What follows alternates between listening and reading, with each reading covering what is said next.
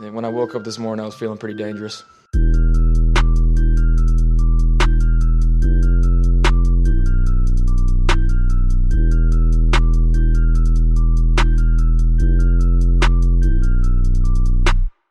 And if we're talking tight ends and we're going into round 2, maybe round 3, give me Ian Thomas, please. Let's just do the damn thing. Just based on giving his overall ability. Again, I like his arm. I think he can make every throw. The pick at number 12 is in. We are back. Happy Combine. Welcome to Cover One, the Draft Podcast. I'm Russell Brown. Alongside me, as always, my man CP Christian Page. CP, how we doing on this fine Thursday evening of the Combine?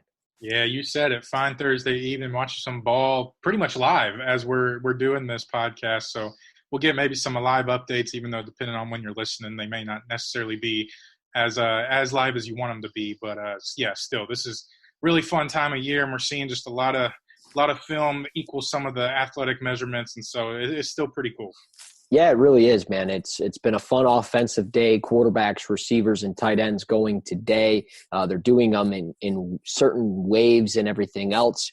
And then, we'll get some more offensive guys throughout the weekend, and then defense tomorrow and everything else. And I'm certainly excited for it. But let's do a brief offense review, I guess, not preview, offensive review, and then we'll do our defensive preview. If you guys haven't been up to date, last week we did our offensive predictions, some of the things that we talked about. Obviously, Henry Ruggs, who will be running in prime time in about an hour for us. So we talked briefly about that. Some other guys we really liked, Donovan Peoples-Jones, who, as we saw, 44.5-inch vertical, which is ridiculous.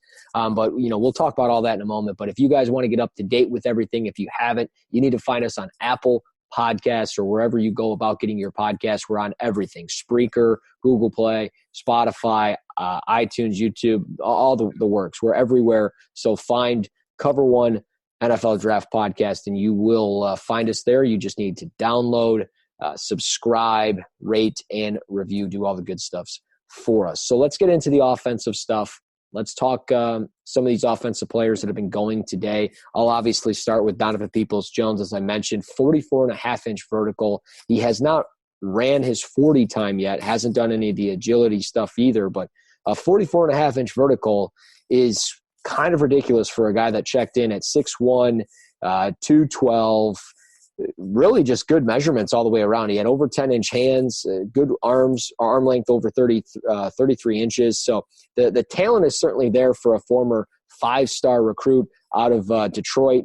And here he is now making his way through the combine and just really impressing. For starters, for me, what's your spin on DPJ? And could we see something where we see him maybe in that second, like you mentioned before the show, that second wave of receivers?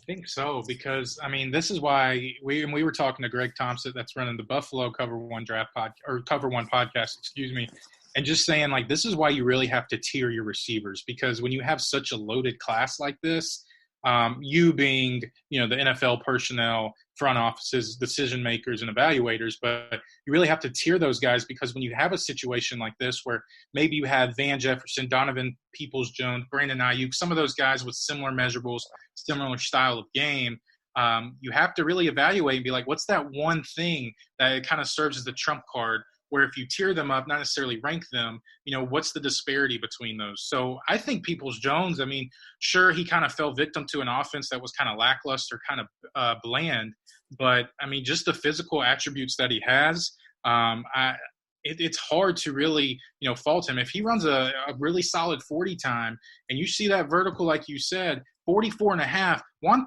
Thornhill, who's now at the Kansas City Chiefs, safety out of Virginia, a year ago posted the highest mark at 44 even. So we're just through the first wave of the day of the combine, and Peoples-Jones has already set a record from last year's group. So I think it just shows some of his explosive ability, but I'm definitely in agreement. I think, maybe that second wave of receivers, I think, if he continues to have a really good day, then you may be looking at him as one of the top day 2 receivers when the draft rolls around. Yeah, and folks, I want you guys to know, like when we say day 2, we don't mean like round 2. We mean probably more so round 3, specifically for a guy. But I mean, there is a chance. I mean, with a good rest of the week for him, I think a team that has a quarterback, has an established offense, and know that they can fit him in there and make something happen. I mean, it wouldn't surprise me at all if he goes somewhere. Like as I say this, the first team that came to mind here, the Kansas City Chiefs. I think he would be obviously phenomenal in that offense. You have guys like Tyreek Hill.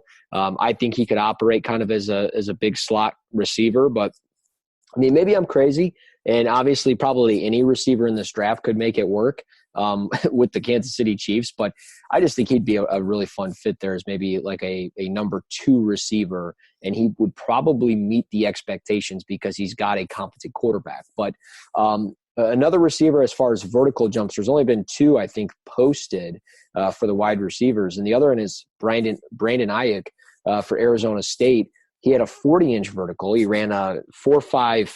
I always split the 2 times. So, like, he ran a 4.51 on his first run and then a 4.53. So, I'm just going to say a 4.52. That's how I always do it. And, he checked in at 5'11", 205. Long arms for a guy that's 5'11", 33 and a half. I like this kid a lot. I mean, as far as his explosiveness, some people really like him in the first round. I mean, I could see it happening, especially like Green Bay at 30, but I'm more comfortable with him in early round 2 somewhere. But 40-inch vertical, good times. I mean, we didn't get to see him at the Senior Bowl too much. Obviously, we saw him check in and everything else. But, I mean, is he doing enough for his stock? I mean, the tape kind of checks out. Where are you with a receiver like that? Yeah, I think he's right in that tier too. I think he's slightly above the Donovan Peoples-Jones tier that we were just talking about. But, I mean, he shows some explosive ability, and sure, he only had – 11 reps on the bench press for a wide receiver isn't awful, but with his style of game, like that's fine. That's acceptable. So, I think he's a versatile guy that you put in an offense, and I don't think he's necessarily scheme dependent. I mean, he has that versatile skill set. You can play him on the outside, you can play him in the slot, really does some damage in the intermediate areas of the field. Just get the ball in his hands, and he's going to make things happen. So, right now, based on the last, I guess, mention that we had of him was at the Senior Bowl, and he wasn't able to participate. So, seeing him participate and showing off some of his explosion, showing off some of his speed, I definitely think he's doing all the right things to not necessarily be that back-end first-round guy, but definitely at the top 50 is in the mix for sure. A guy that's probably now in the first round if he wasn't already. I mean, I've always liked him, but Justin Jefferson, LSU, great day so far for him. 6'1", 202, 33-inch arms, a 4.4 40 for him is really incredible for a guy that he has never really shown his speed on tape, his overall long speed, but here he is. He's looking the part. And, I mean, the production speaks for itself. He had, over 100 receptions on the year. He had 18 touchdowns. He had 12 touchdowns in the red zone. This is a guy, Justin Jefferson, makes a lot of sense in the first round. At this point, yesterday, like I said before the show, yesterday I did a podcast for Zone Coverage with my boy Luke Inman, and I talked about, the Vikings possibly making a lot of sense for him just simply because he could be that big slot receiver that I think, need in that offense. But he might be gone by 25. And I like the fit that you had before the show, that the team that you talked about. And I'm sure our fan base that's pretty strong of the team will also enjoy it. So what's your spin, your take on Justin Jefferson and really where he would fit in the first round? Because it seems as if he's going to be a first-round pick at this point. I'm going to be very careful in how I articulate what I'm about to say. Just say it. Justin Jefferson is one of the most crafted receivers in this group as far as catching the football, because when he goes up and gets the ball, he has great technique to quickly snatch the ball and then bring it down and then make the next move. His body control is outrageous. It is crazy. He shows off an awesome catch radius. His ability just to make plays when he's in the air.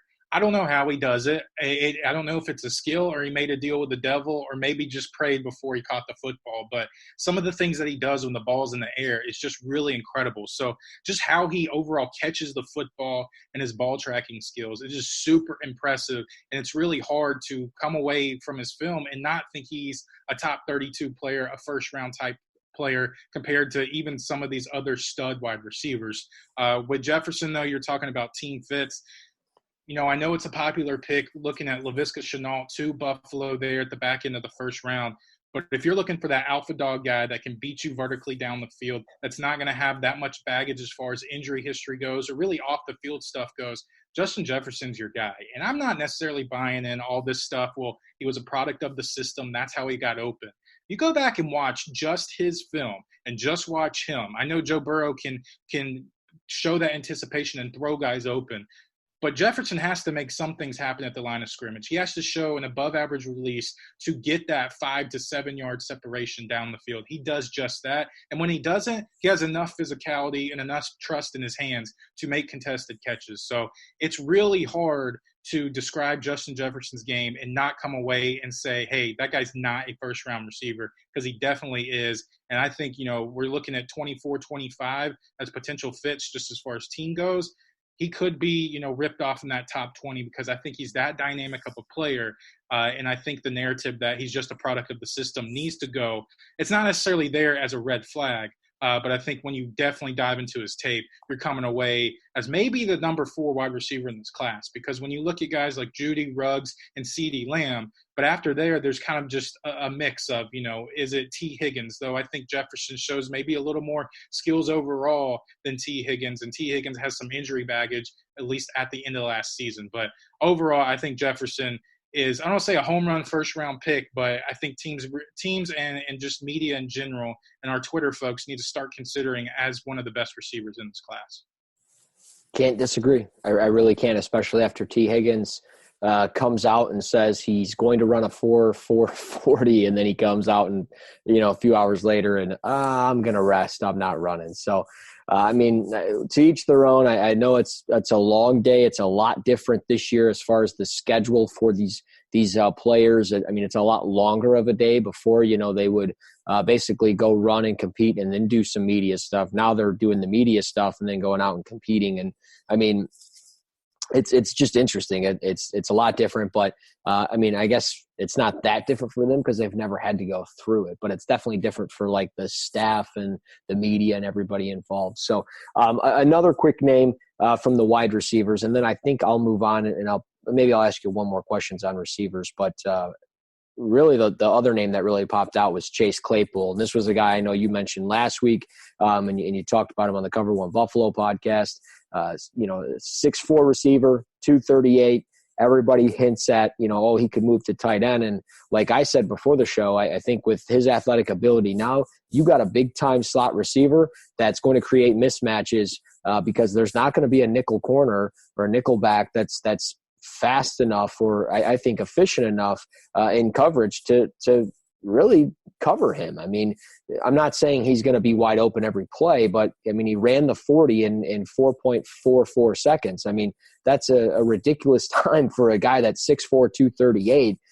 Calvin Johnson ran it at 4.35, 4.38. So, you got a guy like that. I'm not saying he's Calvin Johnson, but again, that type of size and that ability, that athletic ability really should stand out. So obviously I think Claypool's done a lot. Do you think he's put himself in that second tier? Or, where did we really have him as far as tiers? Because I probably had him more in that third or fourth tier just overall because there's so many receivers, especially at the top, that are so good. But you have Claypool. These numbers, they don't lie. And the tape's okay. It's pretty good. Where do we have him? So – yeah, I think you're just looking in that.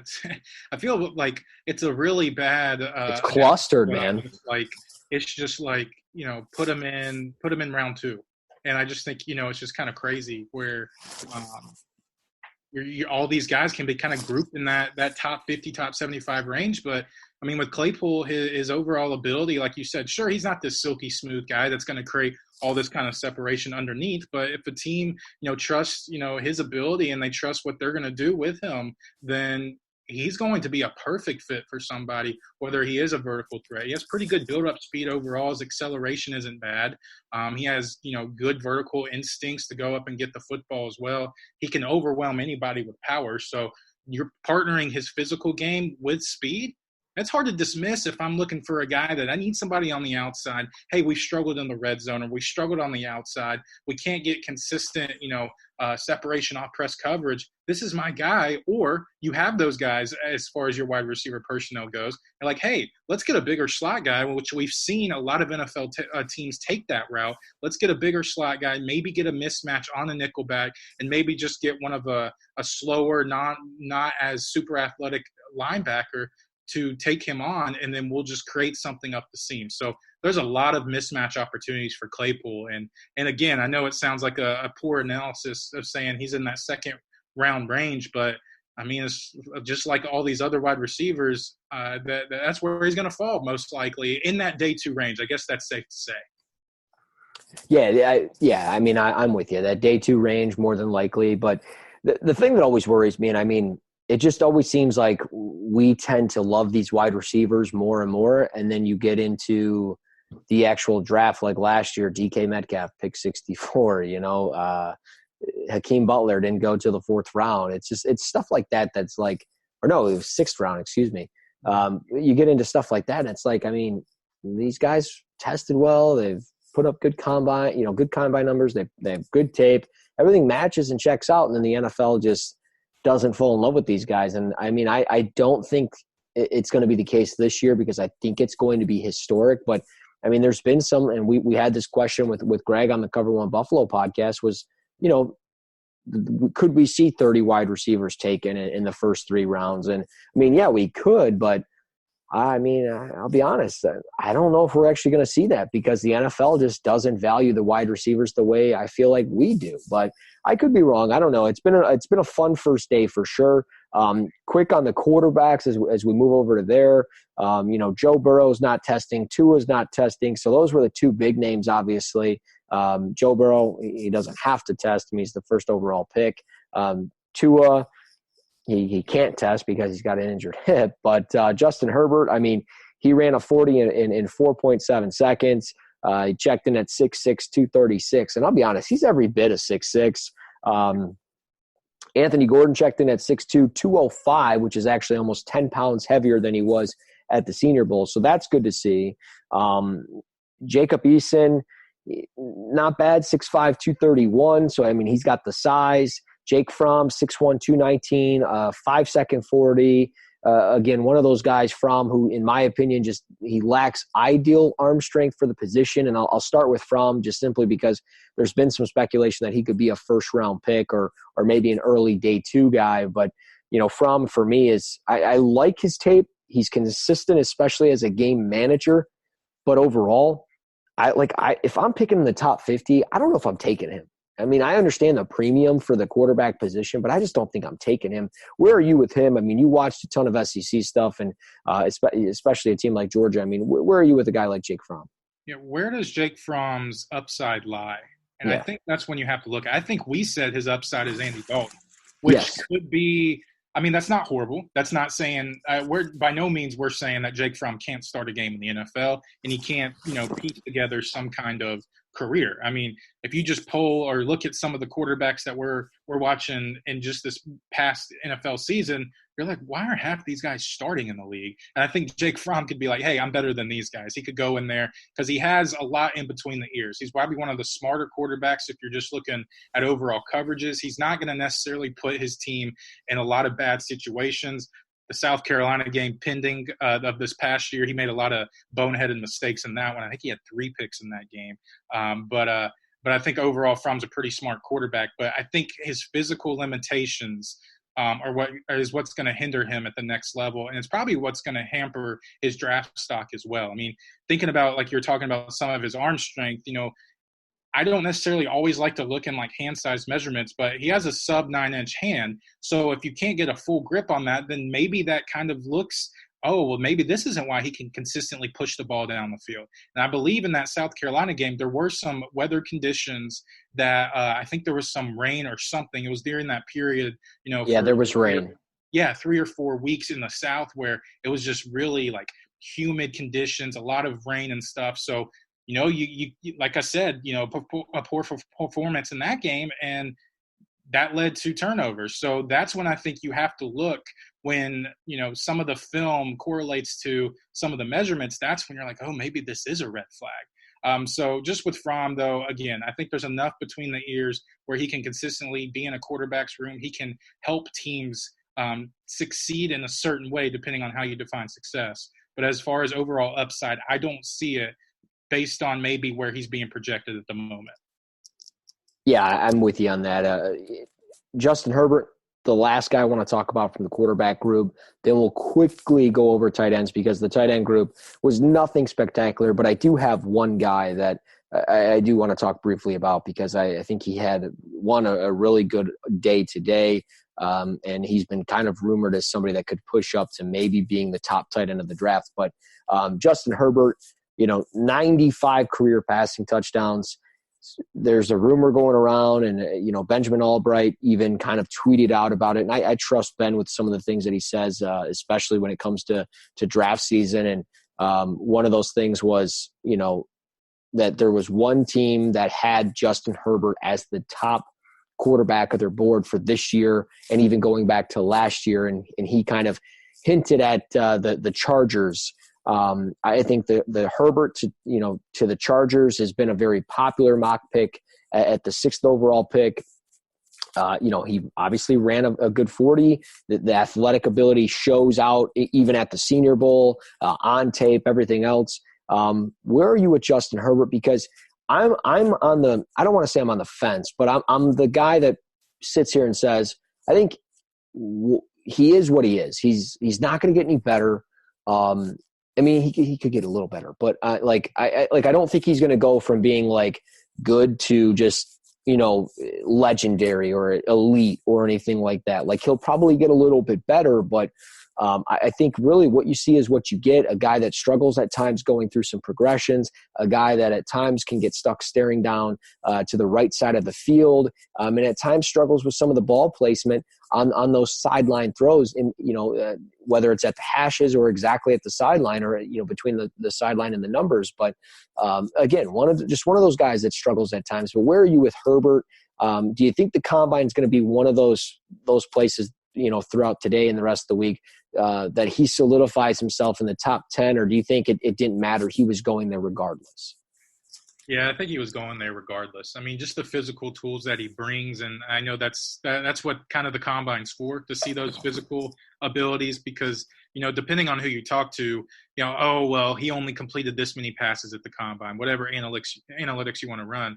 But there's some NFL personnel, it's like, I don't care. Did you see how deep he threw the football? And they understand there's no rapport with these wide receivers, at least, not 100%. And sometimes you get fortunate enough where the receivers can make you look a little better, or vice versa, or whatever it may be. But one thing with Herbert, and then we can move on, I'll go quickly, is that he doesn't lack confidence. And I think that's sometimes hard to maybe instill in some quarterbacks, because he knows he has a big arm. He knows he can fit it in those certain windows. Does he do it all the time? Not necessarily. But I think, when he has a plan in place, he's going to thread the needle.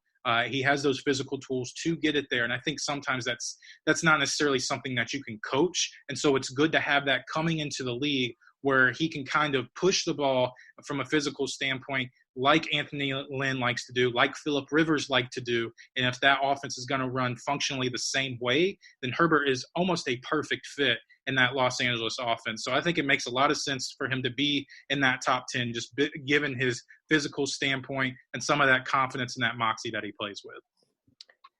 Yeah, he'll certainly be interesting to see where he gets mocked throughout the entire process. Does a team fall in love with him over Tua? And when I say a team, I mean like a team like Washington, Detroit, Miami, teams that have been certainly, especially Washington this week. It certainly seems like they've been rumored to draft a quarterback. And I'm not trying to go off the rails here, but off topic. But 2 years in a row, possibly my QB1s could be basically replaced with another quarterback from the following draft. 2 years ago it was Josh Rosen. I had him as QB1. He goes to Arizona. then he gets replaced by Kyler Murray. Last year I had Dwayne Haskins as my number one quarterback. He's in Washington, and Washington's now being rumored as a possible fit for Tua. So, I mean, I don't know if that's something just to push up the value of Tua, but either way, I mean, if that happens, I think I just need to stop evaluating quarterbacks. But real fast on tight ends, and obviously anything that you have on offensive linemen, because I know they didn't run, but they did, some bench press and everything else. But the one tight end that really stood out today, and it just from really everything from the 40 time to the bench press to just the measurement side. I mean, you have a guy like Adam Troutman, for example, who came in, he checked in at 6'5", 255. He's got good tape, but he ran a 4.8 40, 34.5-inch verticals, okay, and 18 reps in the bench is all right. But you get a guy like Cole Kmet. This is the guy I want to talk about. 37-inch vertical, a 4.7 40, checked in at 6'5", 262, 10.5-inch hands. I mean, he's a big-bodied guy. Is this a guy that could be the top tight end taken off the board because it's such a weak class? 100%.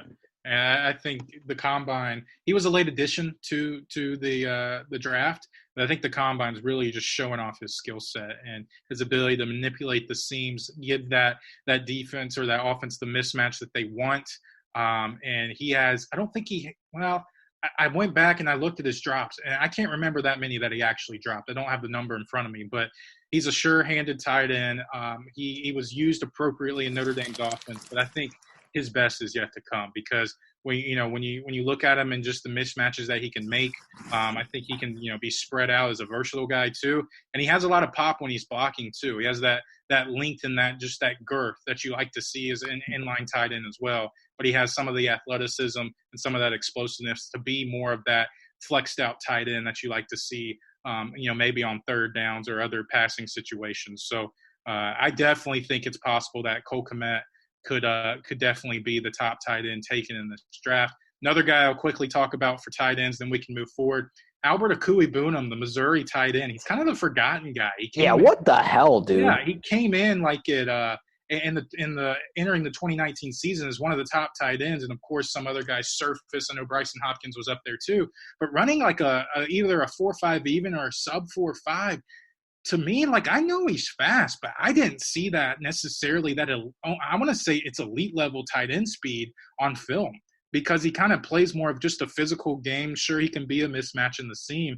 I would have lost a lot of money if I was supposed to put on him that he was going to run the fastest 40, because that is ridiculous that he's running that sub 4.5 40 today at the combine. Oh, I mean, yeah. And when you watch him run it, I mean, it's one of those things where it's like, this guy moved that fast. Like, it just was like, I was so baffled by the whole thing. I'm like, how did he doesn't look that fast. And two, like, I think he was being rumored in that 4.5, 4.6 range.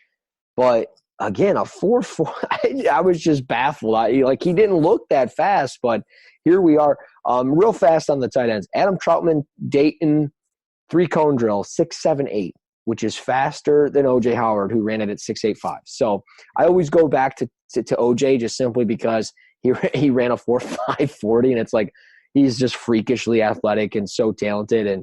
But Troutman, I'm back on the tight end one train, even though he ran a 4.8. I mean, a 6.78, we can live with that. So, we'll see. Offensive lineman, anything you want to hit on that, and then we'll get into a defensive preview and get on out of here to enjoy the prime time of the scouting combine. Yeah, real quick, one guy that we kind of, I don't want to say fell in love with the Senior Bowl, but he really opened our eyes. John Simpson. Yes, sir. 6'4", 320, 34-inch arms, 11.25 hands, 34 reps on the bench press. And this shows up on film. I think the biggest struggle, and we've talked about it pretty much at length when we were together and on this podcast, but he has a little bit of a hitch when he's kind of moving forward. But when he hits you, and he will finish you and pummel you into the ground. So this definitely kind of accentuates that physical type ability of when he strikes the target, then you're going down. And so I really like to see those numbers were eye-popping. And then you look at, I know you're going to talk about your Fresno State guy real quick, I'm sure, But a lot of pretty impressive numbers when you're looking at some of these offensive line group. I mean, Mekhi Becton on the bench press, 23 reps, but when you're looking at nearly 36-inch arms, that's hard, and it's not a concern because we know how strong and how forceful he is. So that's one of those where I can kind of scoot to the side and be like, nah, it's fine. Film is fact. We're going to check that one off. I don't care about it. It's not to say 23 reps of 225 pounds is bad, but given his mass, some people may kind of scoff at that. But I think just from the numbers that we have, a lot of impressive numbers for some of these offensive linemen, especially the ones being considered as the first 2 days being drafted.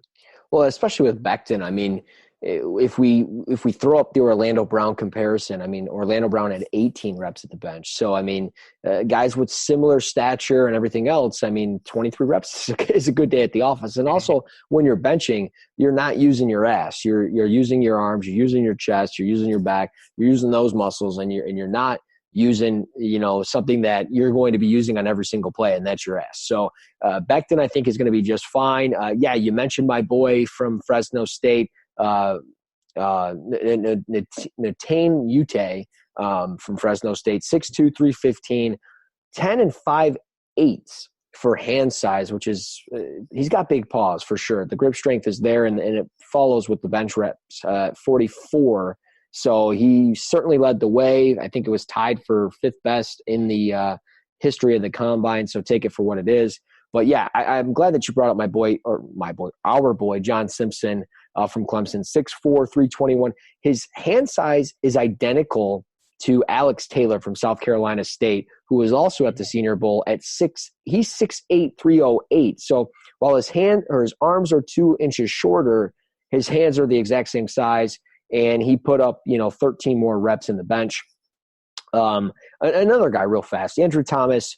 Look, folks, you don't have to be his biggest fan. I'm not saying I'm his biggest fan, but I still have him as my top-ranked offensive tackle. I don't know if that's going to change. There's some concerns as far as overall balance and everything else, but I think the grip strength is legit. I love the way he steers. I love the way he can anchor. And I just think him at left tackle is going to be a fine fit for anybody that drafts him.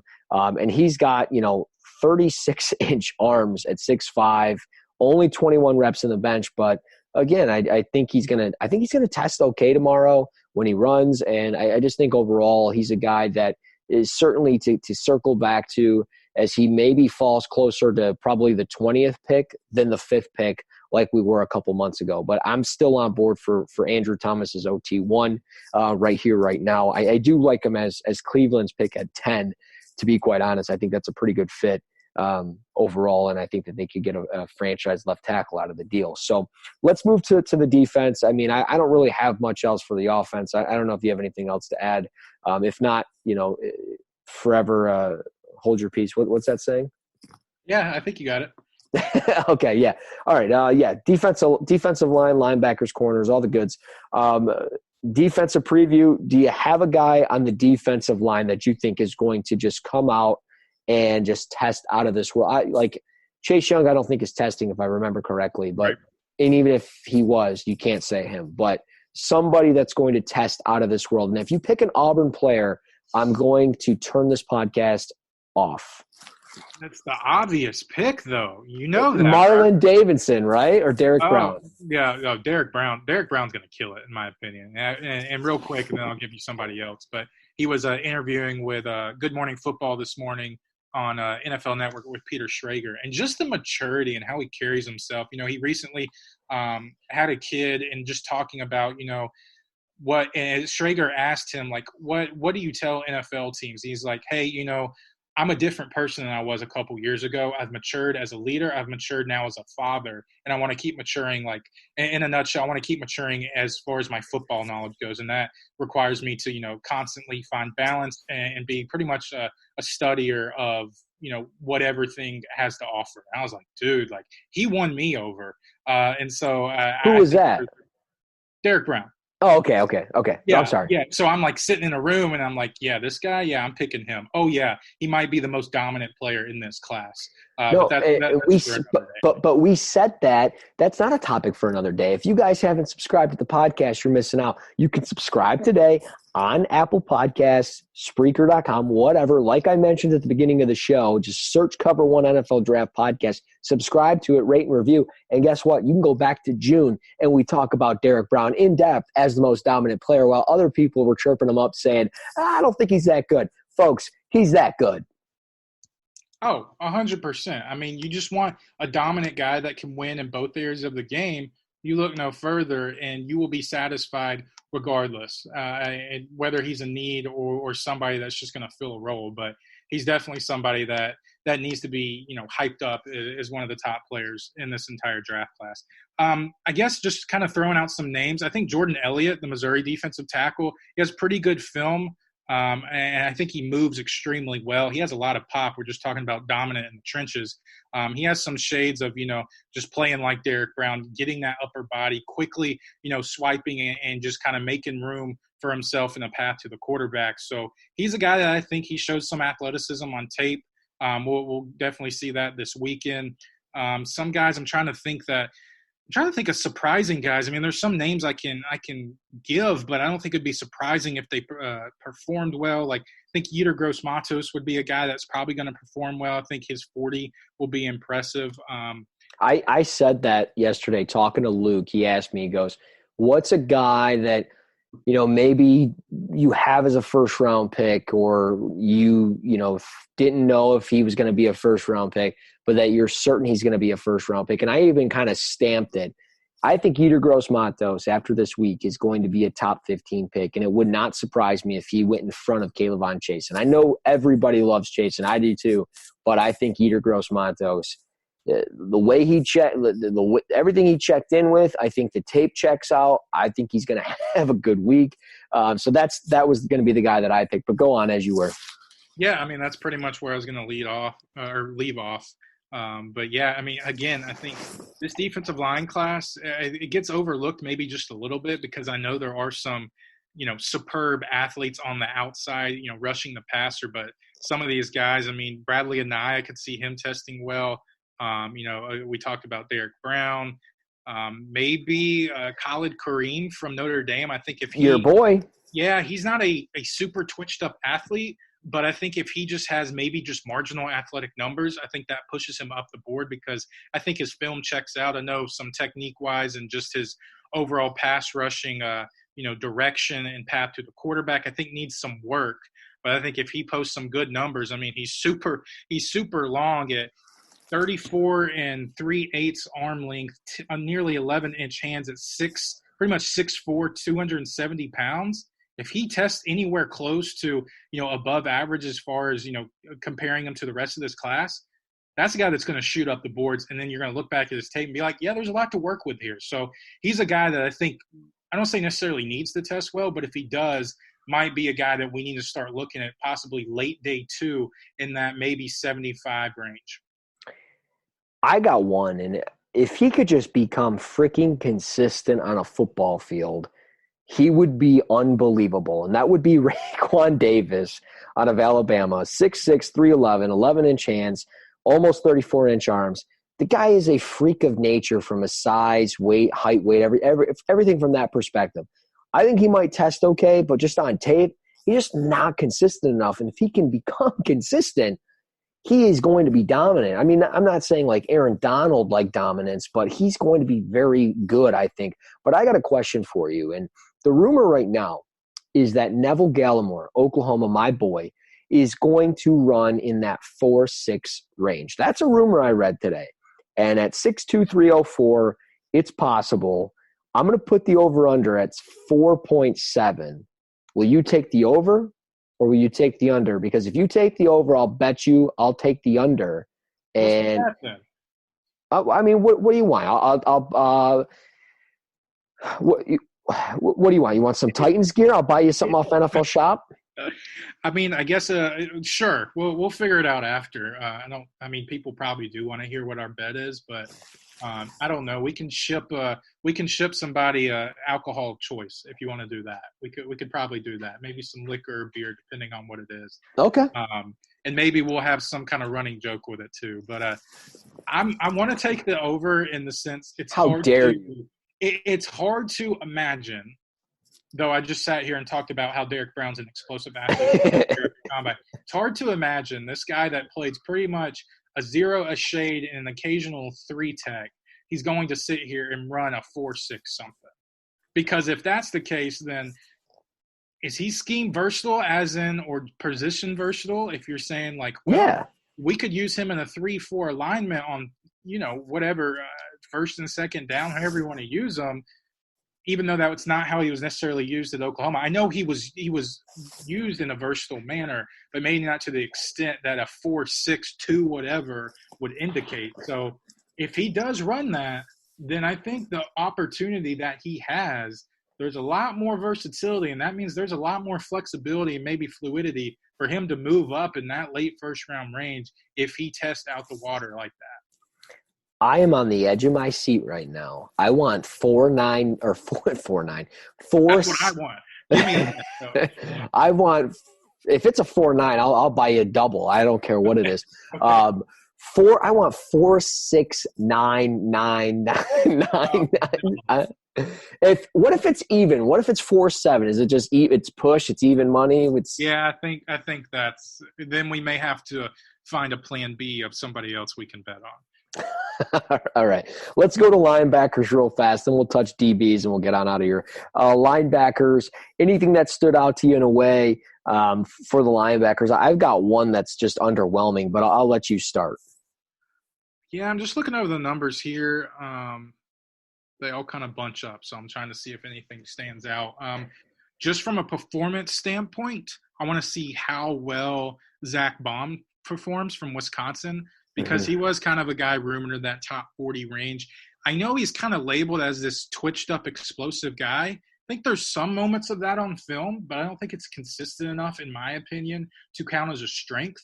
Because I think, there's a lot of – he kind of pretty much plays that T.J. Watt role, and he's not – in my opinion, he's not in the same realm of athleticism as that. So it's hard to kind of imagine him as that back-end first-round guy. So he's a guy that, though, if he does put together, solid broad jump time and above average 3-cone time, then, I'll admit it here next week. I'll bite a towel and move on. And maybe he does check some boxes to be considered as a late first round guy, early day 2 pick. But I think he's a guy, just looking at some of the names here, he has a good combine. And I think it means a lot as far as this kind of outside linebacker edge class goes. The guy I've got, and I mean, I'm with you on Zach Baum. I've been watching him the last couple of days. I really like him. I mean, I really do. I think he's got that first round potential, and I think he could have a good week, but we'll see what happens. But the guy I got, as far as kind of underwhelming, and I thought he had a good week at the Senior Bowl. Not terrific, but like good. Not like it was okay.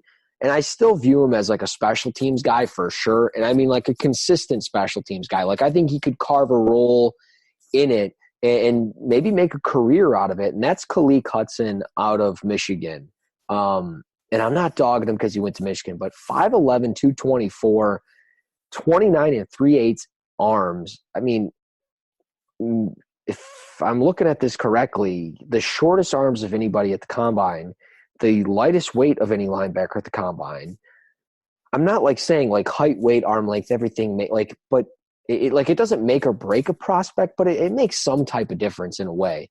And for that size and all that, that's a hell of a difference from anything that he was listed at and any way he plays. I mean, sure, you could rotate him in, especially on third down as a sub package type of guy.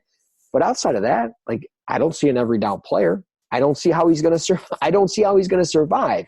So special teams, I mean, I think he's going to have to test out of the world to really like solidify where maybe his initial draft status was. And I don't think his draft status was high. I mean, don't get me wrong. I don't think he was a first round or even a second round guy, but maybe at best a third round type of player. But I think at this point, he's probably fourth-ish, fifth round type of guy. So, I mean, do you disagree with me? Do you agree? Are you on the fence? Where are you at with Hudson? No, I totally think he's a day 3 guy, more in that 5th round range. And on our Slack channel, when you subscribe to Cover One, you get access, and we have an actual draft prospects channel, and I got this question asked, I believe it was last week, by I Am Legend, and he said, what's your thoughts on Malik Hudson from Michigan as a safety? I know he's kind of a tweener. I'd assume a lot will be riding on how he runs and covers at the combine. So my response was simply, I'm going to read it verbatim. He's not a favorite of mine. With how rocked up he is, I feel like he leaves some physicality on the table. Mm-hmm. He's about average at everything. He's best against the run, though when he can play downhill, he is a stud. But obviously that's not a task every play. So with that being said, I think he's kind of, I don't say one-dimensional, but I don't think he's like this, oily hips type guy that you can kind of put him in just reactionary situations where you can trust him, on man coverage. You can trust him maybe playing, back in the safety, just being that last resort to the end zone. So I think there's too many limitations. And then now when you're reading some of the measurements, I think there's too many negative angles to trust with a day 2 pick. So I'm with you. I'm leaning more in that round 5 range, because I think his film, based on when I rewatched it coming from the Senior Bowl, I was left underwhelmed. Not saying he's a bad player. Like you said, special teams, like I said, if he's sitting there running downhill, he'll hit the piss out of you. And so I think that's something like that could be a role for him to, eventually work up into a more versatile role and something that's more friendly to him. But essentially, like, I'm not saying he's even a box safety, because I don't know how smart he is as a defender either. So I think there's, in my opinion, and I'll happily admit if I'm wrong, 2 to 3 years down the road, I just don't see him consistently being a contributor on a defense at the next level. Yeah, I can't disagree. I mean, I think I was a little more harsh on him than you were, but I think we were both thinking the same thing. Yeah, no, I mean, I think we are. I mean, and I know Patrick Queen checked in at 229, and I mean, it's the weight that doesn't bother me. Like, it really doesn't. But just like, he doesn't have the length, so you can't really match him up on the outside. Like, yeah, you could probably disguise him as a blitzer here and there. But, I mean, if he doesn't test well, you can't play him as a single high safety, because you need an athletic, rangy guy to play that single high safety role. And if you don't have it, well, then you're going to get beat somewhere on the field. I mean, teams are going to, like, maybe the first 2 plays, they'll figure it out. But other than that, I mean, it's going to be tough. And Hudson, to me, like, okay, maybe he plays a little bit more cover 2 and maybe just closer up into the box, playing curl to flats and everything else. But I don't know, man. Hudson, to me, he scares me. And when I saw these measurements today, I was like, wait a minute, what? Like, I didn't see it initially when it came out, and then I saw it today. But the guy that I like, and I've been preaching him up probably a couple times on this show, and I was a little disappointed that he played inside backer at the Senior Bowl. Anthony Jennings, Alabama, 6'2", 256, 33-inch arms. I think he's going to test well. I think his 10-yard splits are going to be good. I think his 3-cone's going to be good. I think he's got to find some consistency with his pass rush as far as, counter moves, overall hand usage. But again, I think he's explosive, and I think he's a pretty good player. And that's Anthony Jennings. I think he could be a day 2 pick. I really do. It wouldn't surprise me if he fell to day 3, especially if the rumors are true where the wide receivers push everything down the board and they push themselves up the board. But again, I think guys like this have value. I think teams that are looking for a more of a pass rushing type of player, and a guy that kind of brings some versatility to the table, I think Jennings is a fine pick for a team that's probably picking in those first 3 rounds. And I mean, I'm not saying he's a first round pick or even a second round pick, but I think in that 3rd round range, you're getting a really good player. I think he's going to test really well. Are you opposed to anything I'm saying? Do you disagree, or should we just move on to DBs? Move on. I'll mirror exactly what you said. That the only thing I'll add is LSU tape with Anthony Jennings is a fun evaluation. Terrell Lewis is also good in there too. So that's just a fun game to watch overall. Yeah, no, I mean, honestly, any tape with LSU is fun. Clyde Edwards-Helaire, it's been probably my biggest riser through the draft process. Just real quick on just him as far as this is why I love what we do, man. I could talk about these guys all day. He checked in at 5'7", one of the shorter running backs of the draft. I mean, not as short as J.J. Taylor, but certainly one of the shorter backs in the draft. 207, but it doesn't even matter. His tape is just, he's so good. He's so good. I got one more game I want to watch, and then I'll probably either write something about him or just, finalize his grade and everything else. But he's so good, dude. He's a top 50 player for me, probably my RB2. Sorry, J.K. Dobbins, but probably my RB2. I like him a lot. But for DBs, and then we'll get out of here for the combine, DB preview, a lot of names to get into. I mean, as far as, because you got safeties, you got corners. Maybe just throw me 2 or 3 names that you really like. I'll start with one. I think Jeff Gladney from T. Oh, okay. No, go ahead. Go ahead. No, you're okay. I was going to start there just simply because I was talking about him last night. I really like him for a fit for a team like the Minnesota Vikings. He checked in at 5'10", 191, so a little bit smaller than listed and expected. But again, one of those guys that I think is going to test well. He's fluid. I like him in both man and zone coverage. I think he's pretty solid in man coverage, more so than anything else. But I love the way he closes to the football. And I just think he's got first-round potential written all over him. And if he doesn't go in the first round, I think he's a for sure second-round pick. And I think any team that gets him, you're getting a quality player that if he's not a consistent starter throughout year one, I certainly think that'll be the opposite in year two. I think he will be an every down player for you in year two. So I like Gladney quite a bit. Yeah, I do too. And he's on that first round edge right there. And I think another guy, and I'm not going to talk about him, but I posted an article about him this morning. Noah Igbenogany, the cornerback from Auburn, 2-year starter, transitioned over from wide receiver, really has some good film. But you have to keep in mind he is new to the position, but that will also get you to come away impressed from some of just the technical play that he has, and the awareness is still a work in progress as far as processing goes. I think he's a guy that you can start looking at early day 2 selections for some of those cornerback needy teams that are picking in that range. One guy that I want to talk about, Amik Robertson out of Louisiana Tech. He's kind of this versatile cornerback that has so much production in his career at Louisiana Tech. 34 pass breakups, 14 interceptions for 265 yards, taking 3 of them to the house. He plays, the reason I'm saying that, I'm not being this box score scout, but those stats accentuate his anticipation and his overall instincts. He plays like a safety. He's probably going to be one of more of those versatile guys. He kind of plays that, I won't say he's not Tyrann Mathieu, but he plays kind of that versatile, hey, we're just going to, be a scheme matchup type guy. Go get the best player, read the quarterback, and make plays. And that's exactly what he does. He's tremendous, and you won't see it at the combine, but he is tremendous against the run.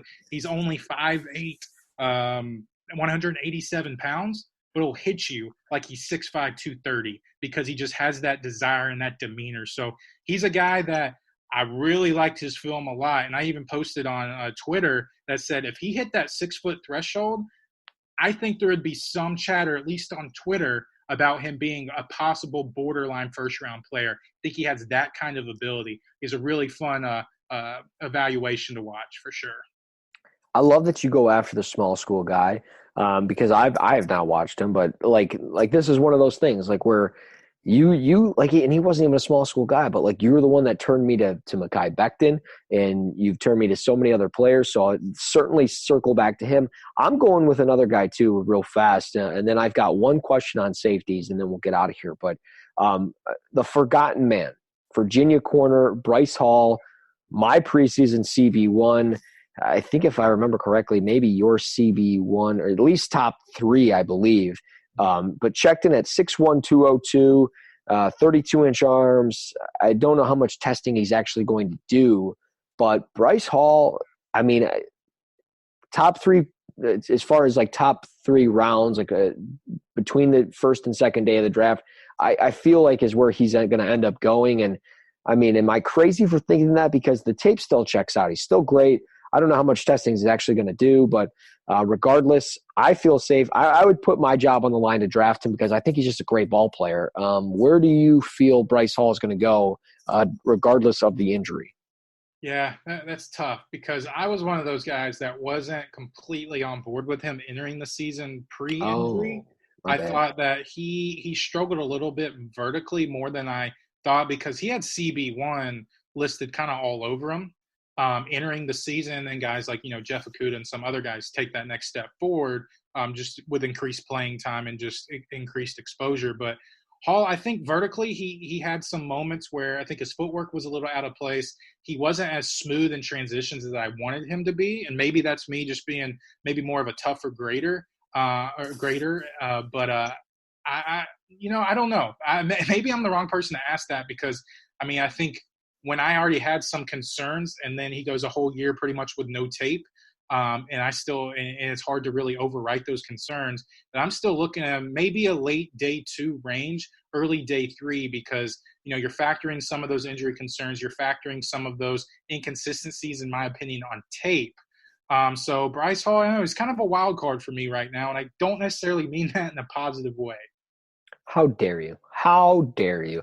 I mean, no, I can't. We agreed on something. How about it? That's a first time maybe ever, so I'm not even mad at it. I'm sorry you're going to have to be wrong, but we had to do that. Oh, my. I thought I was going to be wrong on the Nick Gallimore. I'm just going to be wrong on everything. Okay.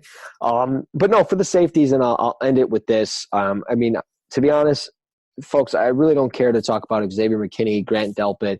We've talked about those guys plenty throughout the process. I got a guy, though, that we haven't talked about, and that's Lenore Rhine safety, Kyle Duggar. We saw him at the Senior Bowl.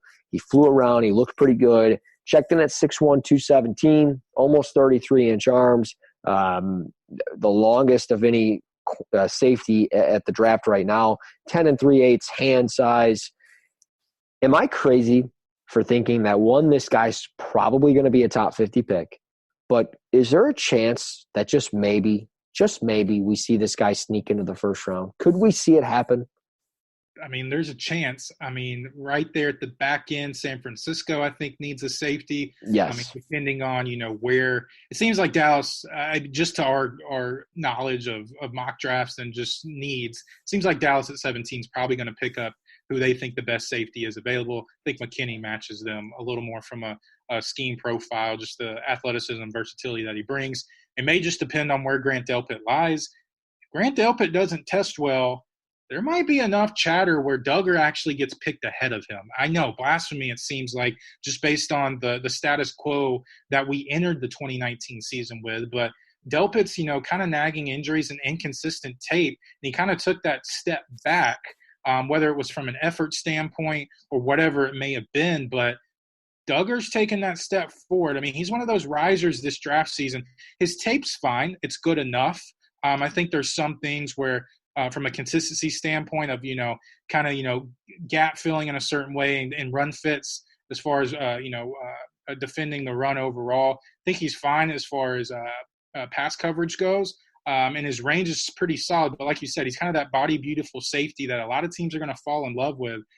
I'm not dismissing the idea that he's the second safety drafted off the board. True safety, I'll go with that. Isaiah Simmons, you're in a league of your own. I don't want to dismiss that idea that he could sneak up in at least that first-round conversation, but he's going to be one of those best player available as far as day 2 comes around if he doesn't sneak in that first round. Yeah, I don't know. Maybe I'm wrong. Maybe I'm dead wrong.